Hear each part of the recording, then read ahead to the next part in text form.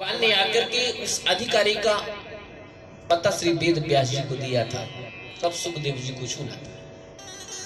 वेद व्यास जी ने भागवत की कथा के लिए श्रोताओं को बुलाया है, वैसे मना किसी को नहीं किया। आइए सुनिए। अहो रसिका भुवि भावुका, हे रसिक जनों, हे भावुक जनों, आओ और आकर के भागवत की कथा श्रवण करो। तो किसी ने कहा कि केवल रसिक जो है भगवत कथा रसिक, और भगवान की भावुक जन जो है वो केवल भागवत की कथा श्रवण के अधिकारी, और किसी को भागवत की कथा नहीं सुननी चाहिए। बोले नहीं नहीं, सुन तो सब सकते हैं, लेकिन वेद व्यास जी ने बुलाया दो लोगों को, अन्य लोग आ जाए उनको मना नहीं किया। आइए सब लोग प्रेम से विराजमानी हुई, लेकिन जो भावुक है और जो रसिक है उनको कथा के लिए वेद व्यास जी ने बुलाया। अरे सज्जनों, माताओं बहनों, निवेदन आपसे करूं मैं, वेद व्यास जी से किसी ने कहा कि भैया इन दोनों का आपने विशेष नाम क्यों लिया, अन्य किसी का नाम क्यों नहीं लिया? बोले इन दोनों का नाम इसलिए लिया कि ये जब भगवान की कथा सुनेंगे तो रसिक से रसिया बन जाएंगे, और भावुक जन जो है उनके हृदय में भाव प्रकट होंगे। तो भाव का भूखा हूं मैं, भाव ही बस सार है, भाव से भजता मुझे तो भव से बेड़ा पार है। भाव बिन कुछ भी वो देवे मैं कभी लेता नहीं, भाव से एक फूल दे तो मुझे स्वीकारिए भगवान की। रसिक जन यदि भगवान की कथा सुनते हैं तो भगवान की कथा की रसिया बन जाते हैं। रामचरित सुनवे को रसिया, हनुमान जी महाराज भगवान की कथा, अरे जहां देखो तहां भयंकर भयंकर बड़े बड़े राक्षस लंका में विराजमान हैं, लेकिन हनुमान जी महाराज भगवती सीता को अशोक वृक्ष के ऊपर बैठ करके राम भगवान की कथा सुना रहे। तब माता को विश्वास हुआ कि नहीं नहीं भगवान राम। और छोड़ दो दुनिया की बातें, रावण के यहाँ पर हनुमान जी महाराज को बंदी बनाकर नागपाश में ले जाया गया तो रावण कोई कथा सुनाने लगे। रावण कोई कथा सुना दी, हे दशकंदर सुनो, ये सब संसार त्याग करके उनकी शरण में चले जाओ, तुम्हारा भला हो जाएगा। भगवान की महिमा, भगवान की कथा वहां तक सुना दी। विभीषण को कथा सुनाई, भक्त बना दिया। तो इसलिए अहो रसिका भूमि भावुका, हे रसिक जन, हे भावुक जन, आओ और आप आकर के भगवान की कथा आप लोगों के लिए है, अन्य लोगों के लिए बोले मना किसी को नहीं है। भगवान की कथा सबके लिए, सब सुने, लेकिन ऐसे लोगों को सुनाने में अधिक आनंद आता है और सुनने में भी उनको भाव प्रकट होता है, और भाव से भगवान का प्राकट्य होता है। क्यों? भाव विश्वास से उत्पन्न होता है, और विश्वास फलदायकम, विश्वास में फल छिपा रहता है। कितना भी बड़ा डॉक्टर हो, एमडी हो, कितना भी बड़ा डॉक्टर हो, आपके शरीर में छोटा छोटा मर्ज है, छोटी सी छोटी बीमारी है, यदि आपको डॉक्टर पर विश्वास नहीं है तो दवाई आपके शरीर पर, आपके रोग पर काम नहीं करती। ये अनुभव की बात है। एक झोला छाप, नाड़ी वैद्य या अन्य किसी प्रकार का भी जिसको आप पूर्ण विश्वास में लेकर के उसकी दवा यदि ग्रहण करते हैं तो वो आपके मर्ज को ठीक कर देता है। इस संसार में कई उदाहरण देखने को मिले। कोविड के टाइम पे बड़े बड़े अस्पतालों में लाशें बिछ गई, घर में रह करके जिन लोगों ने इलाज करवाया आज पूर्ण रूप में स्वस्थ है। आप लोगों ने उदाहरण अभी देखा कि बड़े बड़े अस्पतालों से लाशें निकली। हमारे मध्य प्रदेश का सबसे बड़े हॉस्पिटलों में गिनती होती है चिरायु की, जो गया वापिस ही नहीं आया। प्रेम से बोलो भागवत भगवान की। हमारे घर में 87% वाले वो भगवान की कृपा से बिल्कुल स्वस्थ है। क्यों? कि विश्वास फलदायक, विश्वास में फल का वास होता है। अरे भाई, रसिक जनों को, भावुक जनों को क्यों बुलाया? बोलिए भगवान की कथा की रसिया है, भगवान में भाव रखने वाले हैं, तो ये उसका महत्व जानते हैं। जेठ की दोपहरी तपती हो, भयंकर भीषण गर्मी हो, कहीं एकांत स्थान से आपको गुजरना हो, आपको प्यास लगी, और कहीं आपको कोई सुंदर से एक मटके में शीतल जल दिखाई पड़ जाए लिए हुए, कोई भगवत प्रेमी प्याऊ लगाकर वहां पर बैठा हो, और फिर आपको बुलाए कि भैया आओ, आपके लिए ही ये जेठ की दोपहरी में ये सुंदर शीतल जल आपकी पिपासा को शांत करने के लिए, प्यास को बुझाने के लिए हमने यहाँ पर भर कर रखा है, आकर पीजिए। तो जिस ज्येष्ठ की दोपहरी में जिसको प्यास लगी होगी वो जल पिएगा, बाद में पहले लाखों धन्यवाद देगा, और जल पीकर के तृप्त होने के बाद करोड़ों आशीर्वाद भी प्रदान करेगा। उसको आनंद आएगा उस जल को पीने से। अच्छा, जिसको प्यास नहीं लगी हो उसको आप बुलाओ। पहले तो 1000 बुलाने के बाद में भी बड़ी बेमन से आ गया तो आ गया, नहीं तो आएगा भी नहीं। और बेमन से आने के बाद पहले 1000 सवाल पूछेगा, क्यों, कहां से जल भरा है? गंगा जल है, नर्मदा जल है, घर के कुएं का जल है, यमुना जल है, ये मटके को धोया कब से नहीं? पिएगा बाद में, पहले 1000 के प्रश्नोत्तरी आपसे कर बैठेगा। जो प्यासा है वो जल का महत्व जानता है। इसलिए वेद व्यास महाराज कह रहे हैं, अहो रसिका भूमि भावुका, हे रसिक जन, हे भावुक जन, आओ और आकर के आप भगवान की भागवत की कथा को श्रवण करो। भगवान भोलेनाथ माता पार्वती से कह रहे हैं कि देवी देख कर आओ, कहीं ऐसा तो नहीं कोई अनाधिकारी यहाँ पर हो। भगवती ने सारा कैलाश छान मारा, एक विगलित उस अंडे के अलावा, सुख के अंडे के अलावा, क्यों, अधिक ठंड होने के कारण वो सुख पक्षी तो कहीं जोड़े के साथ उड़ गए थे, वो अंडा पड़ा हुआ था वो भी आधा गल गया था। प्रेम से बोलो भागवत भगवान। सुख मुखाद अमृत द्रव संयुतम, ये अमृत द्रव है।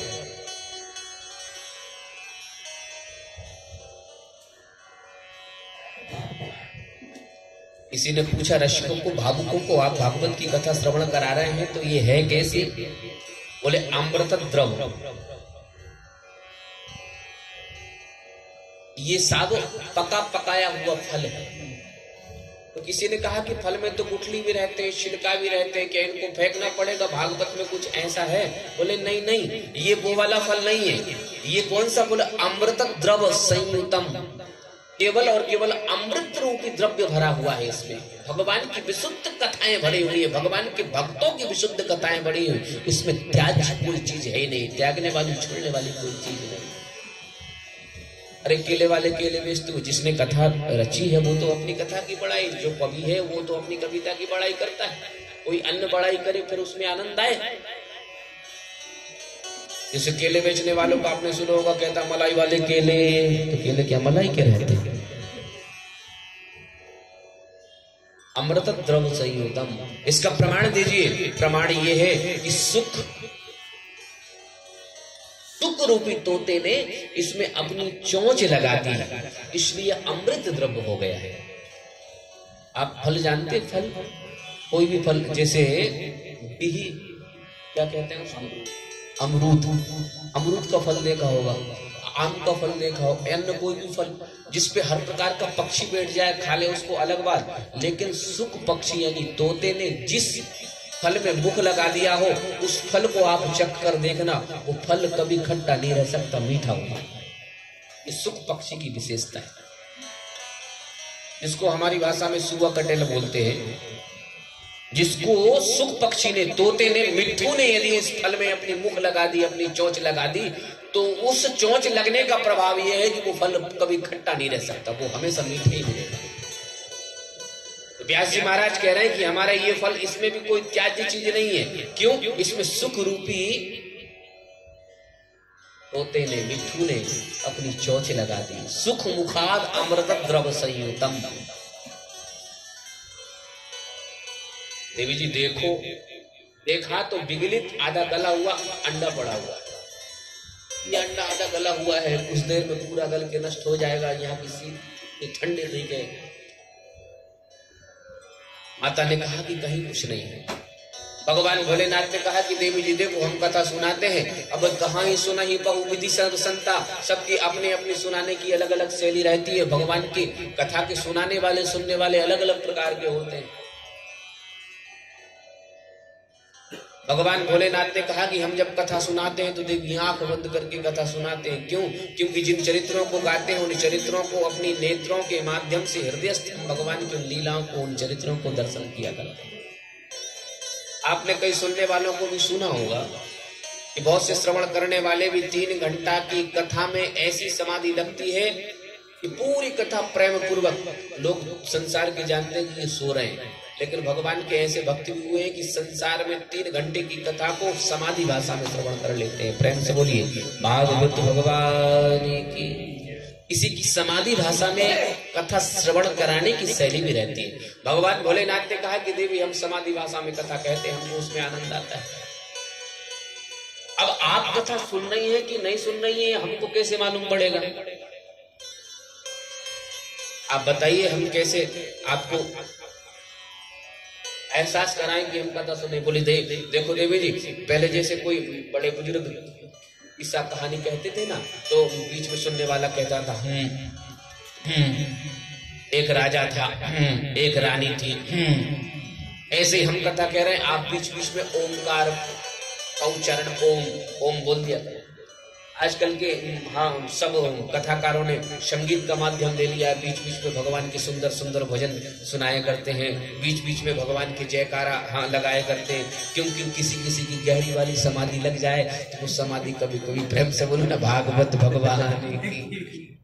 भागवत की कथा एक मैया हमसे कहने लगी, बोले लाला, मैंने जी मैया, बोले इतनी सुंदर कथा सुनाओ, इतनी सुंदर कथा सुनाओ। मैंने कि मैया कितनी सुंदर कथा सुनाए?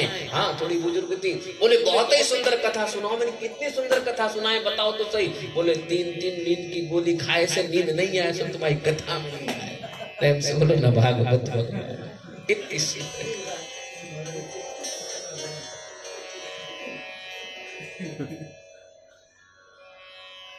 भगवान भोलेनाथ ने कथा सुनाई, कथा प्रारंभ कर।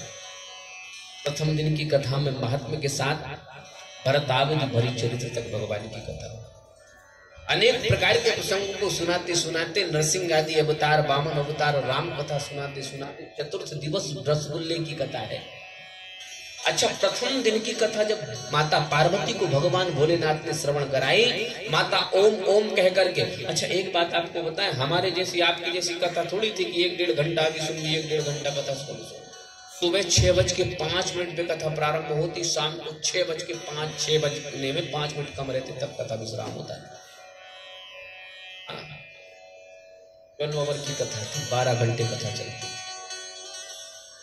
कभी कभी तो रात्रि में होने लग जाती थी। प्रेम से बोलो भागवत भगवान की। ऐसी कथा थी। हम 1.5 घंटे की कथा में 150 बार तो घड़ी देखते हैं, 150 बार उठक बैठक करते हैं। दूसरे दिन की कथा, प्रथम दिन की कथा जब पूर्ण हुई, वो अंडे के ऊपर कथा का प्रभाव पड़ा, विगलित आधा गला हुआ अंडा साबुत हो गया। दूसरे दिन की कथा में उस अंडे में जीव पड़ गया। तीसरे दिन की कथा में उस अंडे से जीव बाहर आ गया। और चौथे दिन रसगुल्ले की कथा है, भगवान के अवतार की प्राकट्य की कथा है। 5वें दिन भगवान की बाल लीलाओं की कथा है। भगवान भोलेनाथ नित्य कथाएं बढ़ाते जा रहे हैं। मैया पार्वती सुन के आनंदित हो रही है। उसका पुण्य फल सुनने का उस विगलित अंडे के ऊपर पड़ा तो सुंदर सा सुख पक्षी प्रकट हो गया। और सुख पक्षी प्रकट होकर के मैया पार्वती के बगल में आकर बैठ गए। 5 दिन की कथा जब सुनी, आनंदित तो हो रहा है। सुख पक्षी तो सुख पक्षी थोड़े से ऊपर जाकर बैठा। ऊपर जाकर जब बैठा, व्यास गादी के ऊपर जब बैठा, अष्टम दिवस की कथा प्रारंभ हुई। थोड़ी सी गूढ़ कथा, योग आदि, योग विन्यास आदि कथा जब प्रारंभ हुई। भैया 6 दिन से कथा चल रही है, 5 दिन से कथा चल रही है, 12 घंटे की कथा चलती है। और कोई व्यवस्था करने वाला है नहीं है, केवल अकेली मैया को सब कथा की व्यवस्था करनी पड़ती है। यहाँ तो कोई फलार लेकर आ जाता है, कोई फूल लेकर आ जाता है, कोई माई की व्यवस्था कर रहा है, कोई जल पिला रहा है, कोई चाय पिला रहा है, कोई यहाँ अनेक प्रकार के सब लोग सब सेवाएं कर रहे हैं। आप लोगों तो प्रेम से सहजता से श्रवण करने को मिल रही है। सब लोग सुबह से लेकर प्रारंभ, ब्राह्मण देवता 4:30-5 बजे से दोपहर में आज 2 बजे फलार करी। प्रेम से बोलो भागवत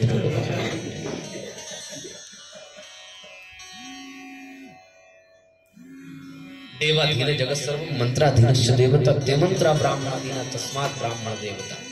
ब्राह्मण को पूजने किस लिए कहा है? इसलिए तो कहा है कि सारा जगत देवताओं के अधीन है, देवता मंत्रों के अधीन है और मंत्र ब्राह्मण के अधीन है।